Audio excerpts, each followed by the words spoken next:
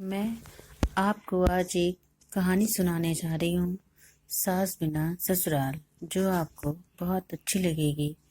तो please channel को subscribe करना ना भूलें।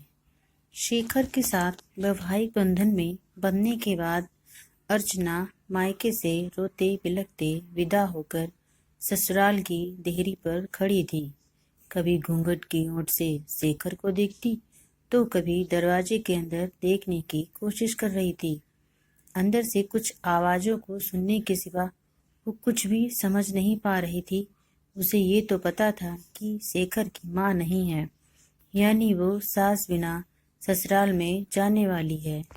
काफ़ी देर के बाद भी कोई गृह प्रवेश के लिए नहीं आया तो उसने शेखर की तरफ आशा भरी नज़रों से देखा, क्योंकि वो खुद भी काफ़ी थकान महसूस कर रही थी। शेखर ने शायद अर्चना की नज़रों की भाषा पढ़ ली थी।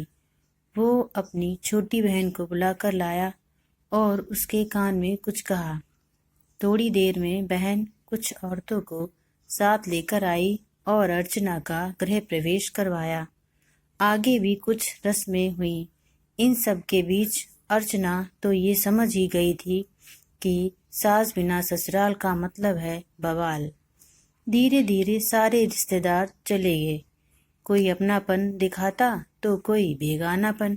सब अपने अपने तरीके से अपना और दूसरों का परिचय दे रहे थे। अर्चना कभी इनकी तो कभी उनकी बातें सुनकर परेशान सी हो रही थी।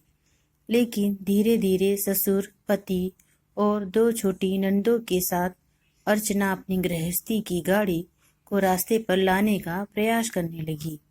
पति का प्यार, ससुर का दुलार और छोटी ननद का स्नेह अर्चना को कब अलहड़ लड़की से जिम्मेदार गृहिणी बना दिया, वो खुद भी नहीं समझ पा रही थी। पर इन सब चीज़ों के बीच उसके दिल में एक चीज़ की कसक रहा करती थी कि उसकी भी सास होती।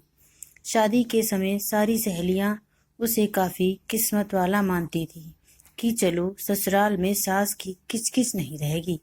पर सच्चाई तो ये है कि जिस घर में सास ना हो उस घर में आने वाले सारे लोग सास ही बनने की कोशिश करते हैं।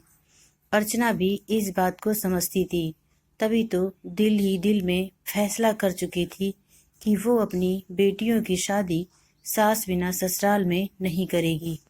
दोस्तों, कुछ रिश्ते नमक जैसे होते हैं। सास का भी रिश्ता कुछ इसी प्रकार का है। ससुराल का हर सुख सास के फीका ही स्वाद देता है। ये कहावत भी सही है कि सास गले की फांस होती है, जो ना निगली जाती है ना उगली जाती है, पर इनका रिश्ता काफ़ी खास होता है। अगर मेरी कहानी आपको अच्छी लगी तो चैनल को लाइक व सब्सक्राइब करें। धन्यवाद।